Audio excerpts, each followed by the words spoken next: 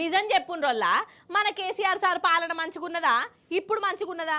మన రేవంత్ సార్ కూడా ఏమనుకోడు, ఉన్న ముచ్చట్ని చెప్పుండ్రి. అప్పటికి ఇప్పటికి ఫరక్ కనబడుతున్నదా లేదా?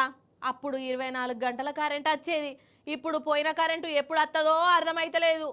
అప్పుడు యాళ్లకు రైతు బంధు పడేది, ఇప్పుడు రైతు బంధు వేసినామని చెప్పి మరీ రైతులను మత్పరిచ్చే కథ నడుస్తుంది.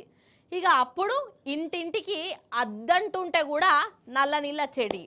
ఇప్పుడు ఎట్లున్నదోల్లా మీరే చెప్పుండ్రోల్లా, నేనేం చెప్పా. ఏంది అగో గా రేవంత్ సార్ నువ్వు ఎమ్మెల్యేను చేసిన జనాలే చెప్తున్నారు వల్ల. మనం చూద్దాం రాండ్రి.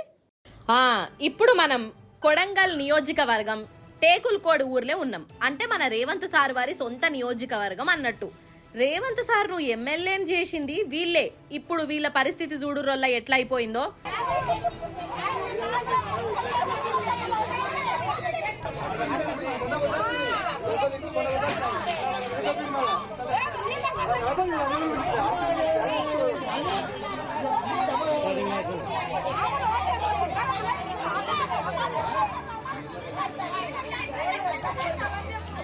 చూసినవా బిందెలు పట్టుకొని రోడ్ల మీదకి వచ్చిర్రు.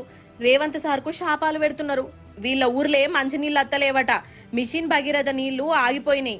ఎంతకాలమని ఓపిక పడతారు? అందుకే ఆడపడుచులు బిందెలు పట్టుకొని రోడ్ల మీదకి వచ్చి ధర్నా ఎత్తాన్రు.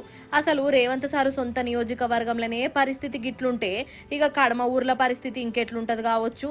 నిజంగా పోయిన 10 ఏళ్లల్లా ఎన్నడన్నా మన ఆడపడుచులు గిట్ల బిందెలు పట్టుకొని రోడ్ల మీదకి వచ్చిర్రా? ఈ ఏడాది సంధి ఏందోల్లా ఈ గోస, నీళ్ల కోసం తనలాడుడేంది? సీఎం సారు చూస్తాన్నవా సారు? మీ నియోజకవర్గమే సార్ ఇది, నిన్నెమ్మెల్యేం చేసిన వాళ్ళే సారు. ఇగో ఇప్పుడు గిట్ల అంటురు మిమ్మల్ని.